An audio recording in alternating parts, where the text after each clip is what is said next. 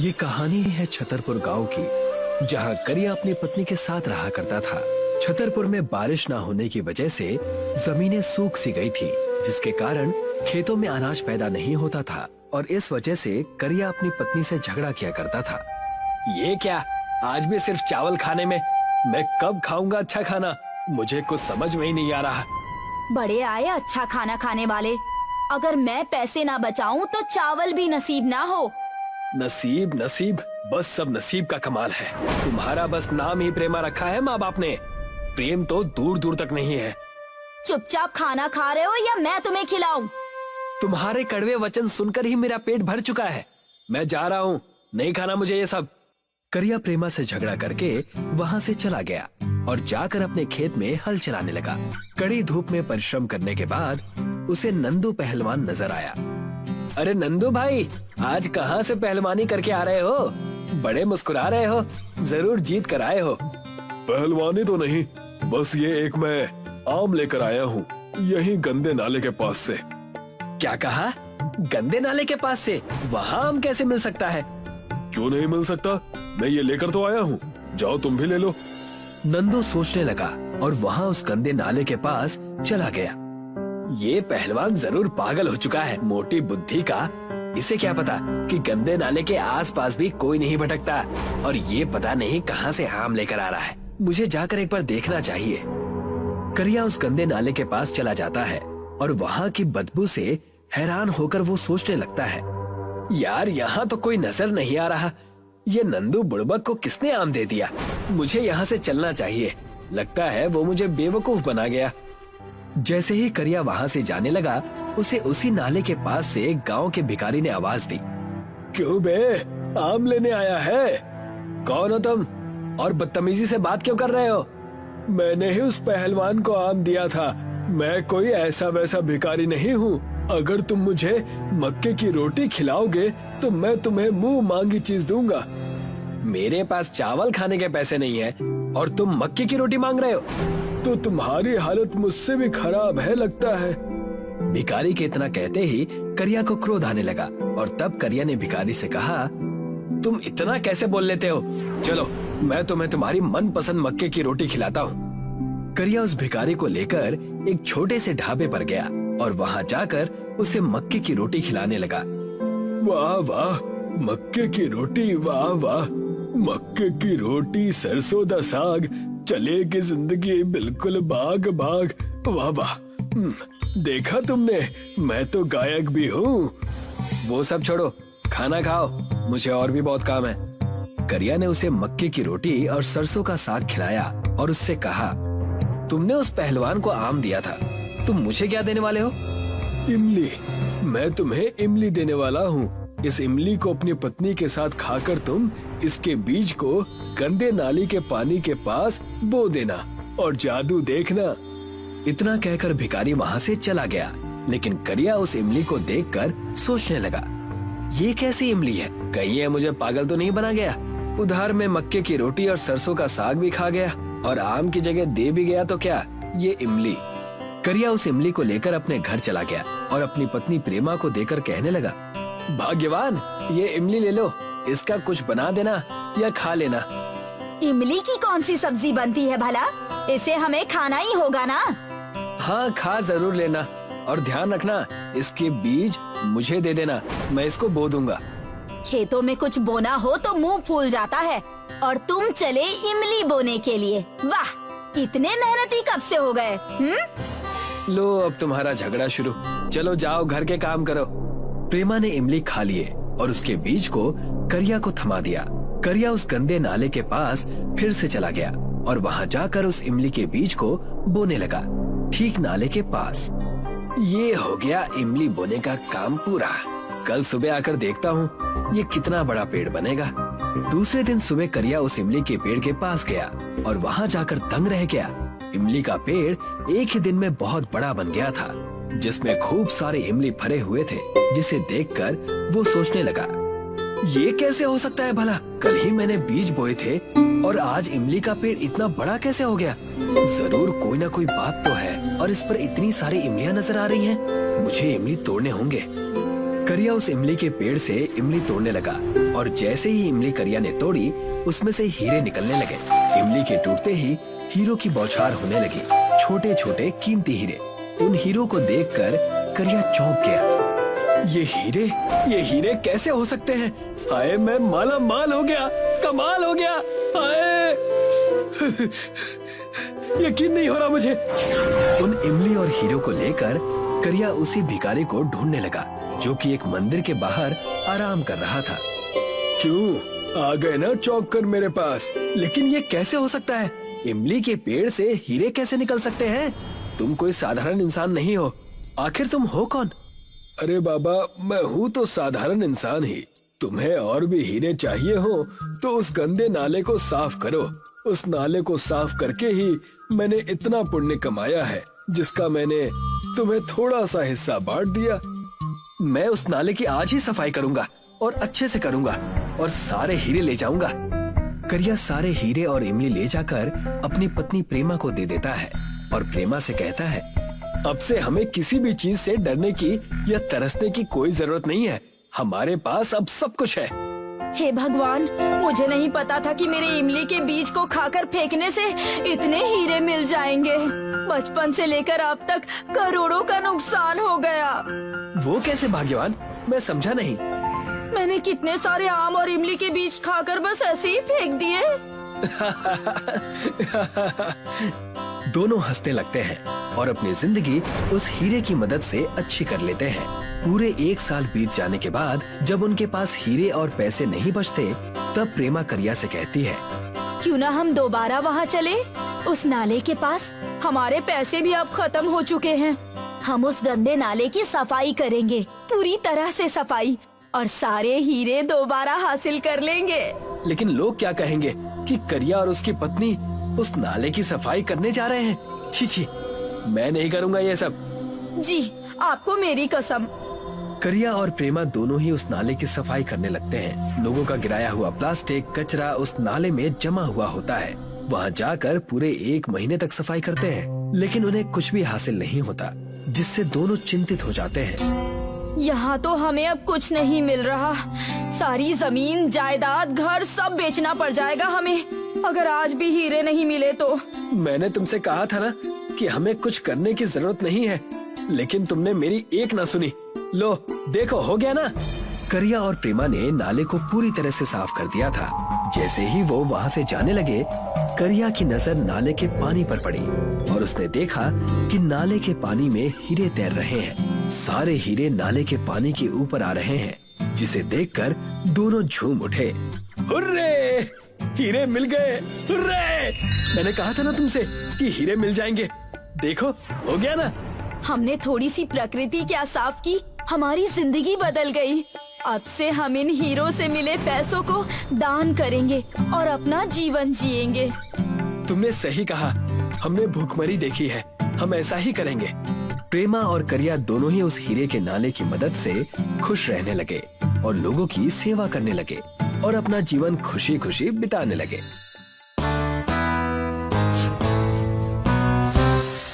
एक बार की बात है, भीमा नाम का एक पहलवान पहलवानगढ़ गांव में रहता था। वो बड़ा ही शक्तिशाली, लंबी काठी और लड़ाकू किस्म का व्यक्ति था, जिसे देखकर गांव के सभी लोग डरा करते थे और वो गांव के सभी लोगों को परेशान किया करता और उनसे हफ्ता लिया करता था। उससे कुश्ती लड़ने दूर दूर से लोग आया करते थे, पर हर बार की तरह वो सबको हरा देता था। इसी वजह से उसमें और ज्यादा घमंड आ गया था। मेरा नाम है भीमा, जो मुझसे टकराएगा उसका बना दूंगा कीमा। मुझे आज तक कोई हराने वाला पैदा नहीं हुआ। मैं हूँ इस गांव का बाहुबली पहलवान। भीमा के साथ उसका नौकर कल्लू रहता था, जो उसकी सेवा किया करता था। एक दिन वह भीमा के पास आता है और उससे कहता है, भीमा भाई, भीमा भाई, भीमा भाई, भीमा भाई। क्या हुआ कल्लू, इतना क्यों चिल्ला रहा है? बोले तो भाई गजब हो गया, लगता है गांव में आपका खौफ खत्म हो गया। इस बार भी उस केशव ने हफ्ता नहीं दिया। उसका कुछ करो भाई, कहीं उसकी वजह से गांव में आपका खौफ खत्म ना हो जाए। क्या इस बार भी केशव ने हफ्ता नहीं दिया? उसे कल ही बताता हूँ कि भीमा क्या चीज है। केशव बड़ा ही सीधा व्यक्ति था। वह लकड़ी काटने का काम किया करता था। उसके घर में वो और उसकी माँ रहती थी। उसके पिता का कई सालों पहले देहांत हो गया था। वह बहुत बड़े पहलवान थे। केशव की छोटी हाइट के कारण वह अपने पिता की तरह पहलवान नहीं बन पाया। इसी कारण लोग भी उसका बहुत मजाक बनाया करते थे। एक दिन केशव अपनी दुकान से लौट रहा था, तभी उसके सामने भीमा आ जाता है। हाँ भाई टिंकू पहलवान, तूने इस बार भी हफ्ता नहीं दिया। लगता है तुझे मेरे से डर नहीं लगता। मैं अपनी मेहनत की कमाई तुझे क्यों दूं? सारे गांव वाले तुझसे डरते होंगे, पर मैं नहीं डरता। चल हट मेरे रास्ते से। तेरी जुबान बहुत ज्यादा चलने लग गई है। रुक, अभी तेरी गर्मी उतारता हूँ। भीमा केशव को अपने एक हाथ से उठा देता है और उसे उछालकर नीचे फेंक देता है। केशव के हाथों पैरों में चोट भी लग जाती है। वहाँ पर गांव वालों की भीड़ लग जाती है। भीमा और कल्लू उसको देखकर जोर जोर से हंसने लगते हैं।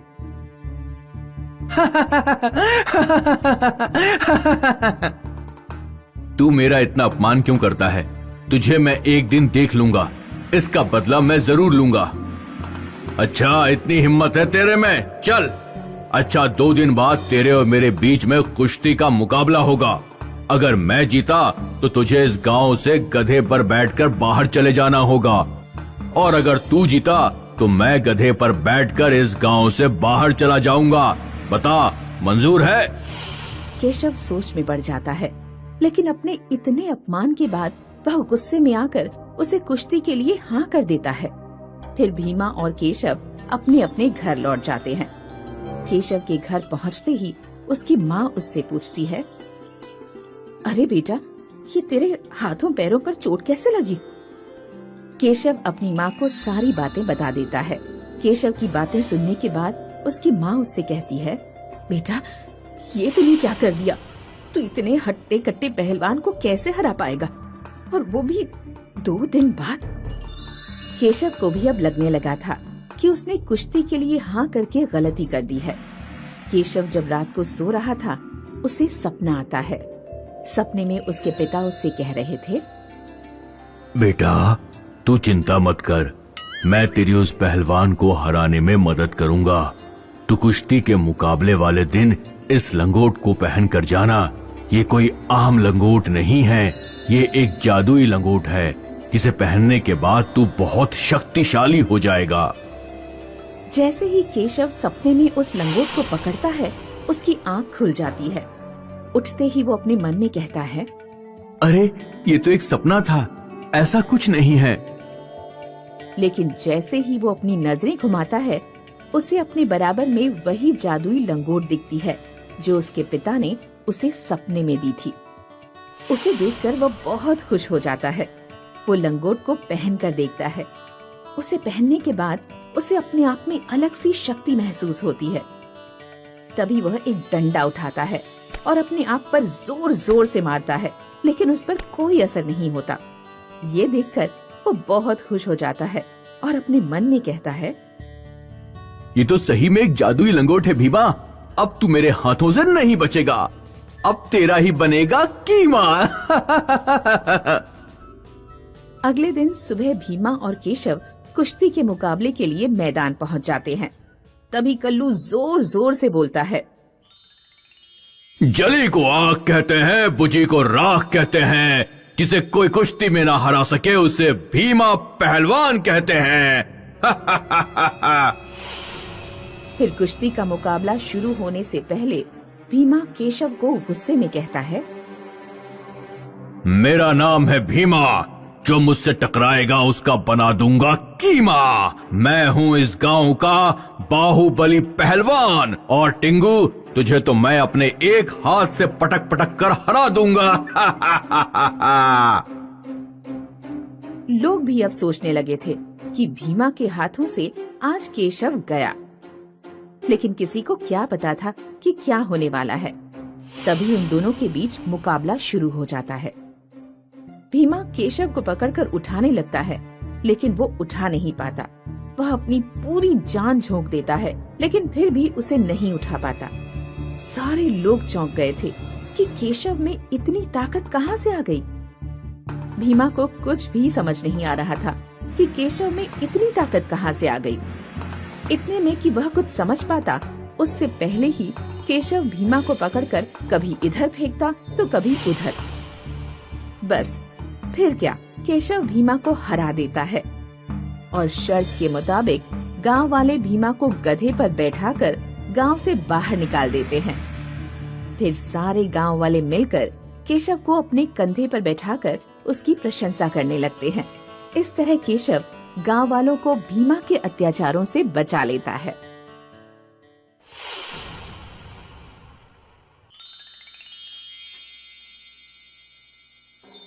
बीसलपुर नाम का एक गांव था, जहां मिलन अपनी माँ और बड़े भाई के साथ रहता था।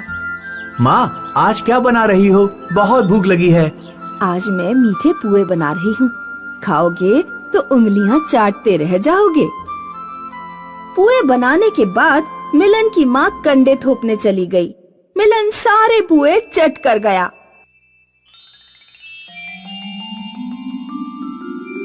मिलन का बड़ा भाई आशीष खेत से घर लौटा तो उसने खाने की टोकरी खोल कर देखी। उसमें सिर्फ आधा पुआ पड़ा हुआ था। मिलन, क्या माँ ने आज पुए बनाए थे? हाँ, बनाए थे, लेकिन मुझे बहुत भूख लगी थी, इसलिए मैं सारे पुए खा गया। आशीष गुस्से में घर से चला गया और रात होने तक घर नहीं लौटा। रात में माँ आशीष को मनाने गई। आशीष, रात में यहाँ क्यों बैठे हो? मैं तुम्हारे लिए अगले सप्ताह दोबारा पुए बना दूंगी। नाराज मत हो, घर चलो। मुझे नहीं खाने पुए हुए। आप सिर्फ मिलन को प्यार करती हो, उसे ही सब कुछ खिला दिया करो। आशीष इस तरह अक्सर अपनी माँ और छोटे भाई से नाराज हो जाया करता था। कुछ वर्षों बाद मिलन और आशीष की माँ नहीं रही और आशीष ने शादी कर ली। मिलन की भाभी यानी आशीष की पत्नी का स्वभाव बहुत बुरा था। वो साबुन से लेकर खाने की चीजों तक सब कुछ छुपा कर रखा करती थी, ताकि मिलन किसी चीज का इस्तेमाल न कर पाए। भाभी, मेरे सिर में जू पड़ गए हैं, थोड़ा शैम्पू दे दो। नहीं मिलेगा शैम्पू। तुम्हारे भैया इतनी मेहनत से कमाते हैं और तुम यहाँ निकम्मे बने राजाओं की तरह जीवन जीते हो। पढ़ाई लिखाई छोड़ो और खेत पर जाकर काम किया करो।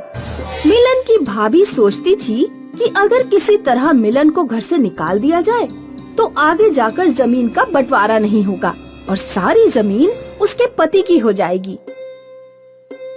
एक सुबह मिलन की भाभी ने मिलन से कहा, मिलन, अभी तुम्हारे स्कूल की छुट्टियां चल रही हैं। मेरा एक काम कर दो, रक्षाबंधन आने वाला है, मेरे भाई के गांव में राखियां पहुंचा दो। मिलन खुशी खुशी राखियां पहुंचाने के लिए तैयार हो गया। भोले भाले मिलन को पता ही नहीं था कि रास्ते में गंगा नदी पड़ती है और बारिश के मौसम में नदी में बाढ़ आना आम बात है। मिलन ने एक नाव किराए पर ली और नदी पार करने लगा। आकाश में काले बादल पहले ही छाए हुए थे। अचानक घनघोर वर्षा शुरू हो गई और नदी में बाढ़ आ गई। नाव पलट गई। फिर मिलन को होश ही नहीं रहा कि नदी की लहरों ने उसे कहां-कहां पटका। जब मिलन की आंख खुली तो उसने खुद को नदी किनारे लेटा हुआ पाया। नदी के दोनों ओर घना जंगल था। मिलन को कुछ समझ नहीं आया कि वो कहाँ जाए। वो वहीं बैठकर रोने लगा। जब रात हुई तो मिलन ने आग जला ली, लेकिन खाने के लिए उसके पास कुछ नहीं था। बाढ़ में कहीं से एक पटा और बेलन बहकर आ गए थे। मिलन पटा बेलन लेकर आग के पास बैठ गया और पटे पर बेलन मार मार कर अपनी माँ की याद में एक गीत गाने लगा। प्यारी माँ, तुम कहाँ हो? तुम बहुत अच्छी थी, पुए बनाकर खिलाया करती थी। जैसे ही मिलन ने पुओं का नाम लिया, आकाश से पुओं की वर्षा होने लगी। मिलन को कुछ नहीं समझ आया। शायद माँ ने मेरी प्रार्थना सुन ली। मिलन ने जी भर कर पुए खाए। अब जब भी उसे भूख लगती तो वो पटा बेलन बजाकर गाना गाता और किसी न किसी खाने वाली चीज की वर्षा हो जाती। कुछ महीनों बाद नदी से एक मछुआरा गुजरा। मिलन ने मछुआरे से अपने गांव का रास्ता पूछा। सुनिए अंकल, क्या आप बीसलपुर का रास्ता जानते हैं? हाँ जानता हूँ, लेकिन मैं बीसलपुर तक नहीं जा रहा हूँ। मैं अपने गांव तक तुम्हें ले चलूंगा। वहाँ से फिर तुम मेरे एक दोस्त की नाव पर बैठकर अपने गांव चले जाना। मिलन मछुआरे के साथ उसके गांव तक गया और कुछ दिन मछुआरे के घर पर ही रुका। मछुआरा बहुत गरीब था। उसकी एक बेटी थी। उसके घर खाने के लाले पड़े हुए थे। मिलन ने जादुई पटा बेलन से मछुआरे के घर पकवानों की बरसात कराई। बेटे, अगर तुम मेरी बेटी से विवाह कर लो तो मैं तुम्हारा एहसान कभी नहीं भूलूंगा। मिलन ने मछुआरे की बेटी से शादी कर ली और कुछ दिनों बाद अपने घर लौट आया। मिलन की भाभी इतने महीनों बाद मिलन को जिंदा देखकर चौंक गई, लेकिन फिर रोने का नाटक करने लगी। देवर जी, भगवान का शुक्र है कि आप सही सलामत हैं। हमारे मन में तो न जाने कैसे कैसे ख्याल आ रहे थे। बहुत सुंदर देवरानी लेकर आए हो।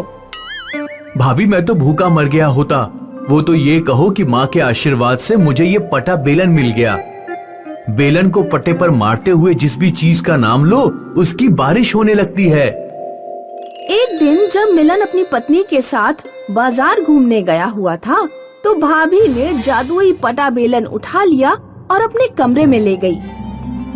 खैर, ये बेवकूफ मिलन अपने साथ एक चीज तो काम की लाया। इस पटा बेलन से मैं सोने के हार, साड़ियाँ और सोने के कुंडलों की बारिश कराऊंगी। भाभी पटा बेलन बजाने ही वाली थी कि तभी भाभी के कमरे में कहीं से एक सांप घुस आया। भाभी हार, साड़ियाँ और कुंडल भूलकर घबराहट में पटा बेलन बजा बजा कर सांप सांप चिल्लाने लगी।